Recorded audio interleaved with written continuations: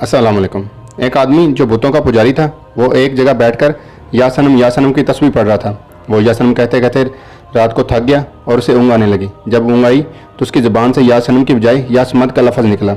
जैसे ही इसकी ज़बान से ये लफ्ज़ निकला तो रब्बुल इज़्ज़त ने फ़ौरन फरमाया, लब्बैक या अबदी, ए मेरे बंदे हाज़िर हूँ, मांग क्या मांगता है। फरिश्ते हैरान होकर पूछने लगे, ए मेरे अल्लाह, ये बुतों का पुजारी है और सारी रात बुतों के नाम की तस्बीह करता रहा।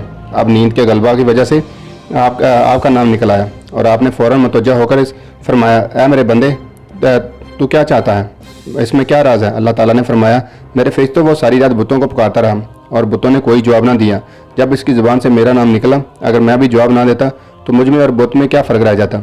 जो परवरदिगार इतना मेहरबान है कि जो बंदे की ज़ुबान से नींद की हालत में अगर नाम निकल आए तो परवरदिगार से भी कबूल फरमा लेते हैं। हम तो होश और हवास में भी दुआ मांगेंगे तो परवरदिगार हमारी दुआओं को क्यों ना कबूल फरमाएंगे।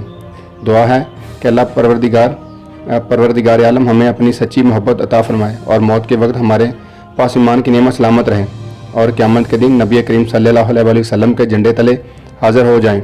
आमीन सुम्मा आमीन। दुआ में याद रखिएगा। आपका दोस्त इमरान साकी रंधावा। चैनल को शेयर और सब्सक्राइब ज़रूर कर दीजिए। अल्लाह आप सबको खुश रखे। अल्लाह हाफिज़।